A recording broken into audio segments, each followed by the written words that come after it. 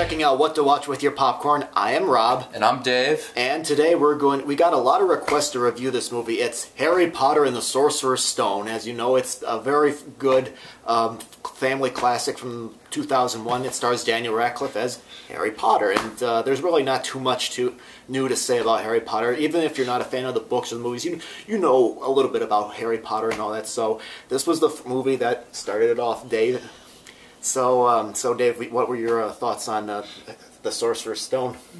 It's an alright movie to watch. I mean, I'm not really a Harry Potter fan. I used to own this movie and then I got rid of it. But the special effects in this are pretty good. Mm-hmm. Some of the crazy things, like there's this one scene. There's like a giant dog. He looks like a giant Doberman, and he's got 3 heads and whatnot, and he's guarding a trap door. That was pretty cool.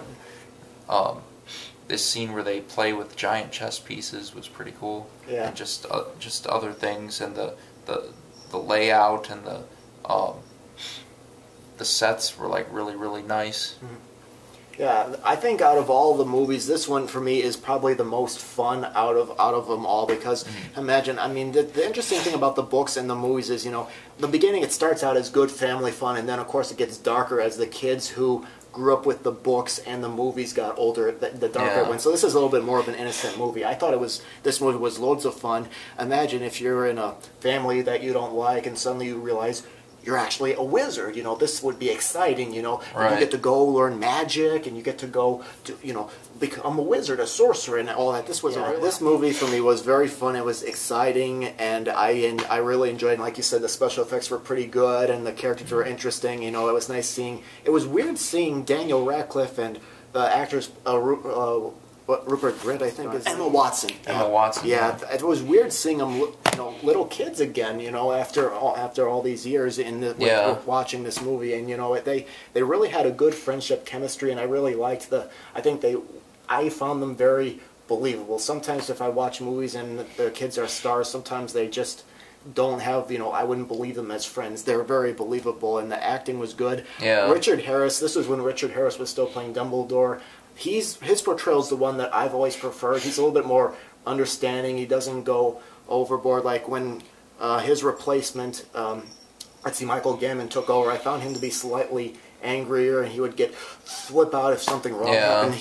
Richard Harris was always calm, and I always liked his portrayal. And of course, Alan Rickman is great as his character in the movie as Snape. You know, you're wondering whether he's a villain or whether he's somebody you can trust. He had this great atmosphere about him that I really liked, and Maggie Smith and all that. This was just the book. I read the book too. Both the book and the movie I thought were really great, fun, imaginative pictures and book to enjoy. I think even though this first one isn't really my favorite, I think this one was definitely for me the most fun and the most exciting out of all of them. You know.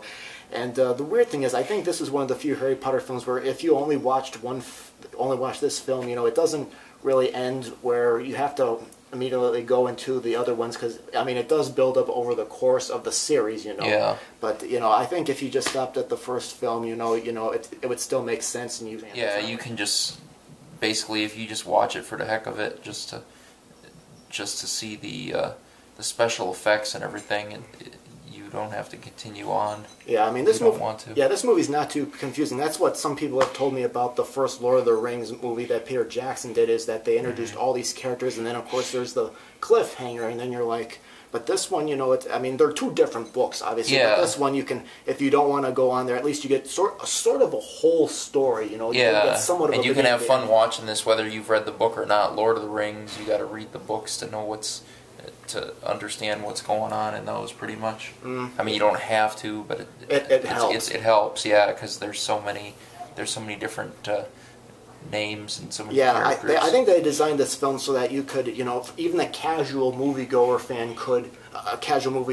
I should say, could enjoy the film, you know, even if they've never read the books. It's not too confusing. You're going to recommend this thing? Yeah, I'm going to definitely say check this movie out with your popcorn. I'm sure some people are probably going to back away from it and not want to go check it out because it's, you know, it's kids film, family film, but I think anybody can enjoy this movie. It's not complicated, I think. Yeah, I'm definitely going to say check it out too. I'm Like I said, I'm not a fan of these really, but the first one was all right. It's the only one I've ever seen. But I'm going to say, yeah, check it out. Cool. All right. Well, that's our review of Harry Potter and the Sorcerer's Stone. I'm not sure if we're going to review the rest of the series. We did get a ton of requests to review either this film or the whole series, but I don't know if we're going to have time to do all that. But at least we gave you our thoughts on the first movie. So.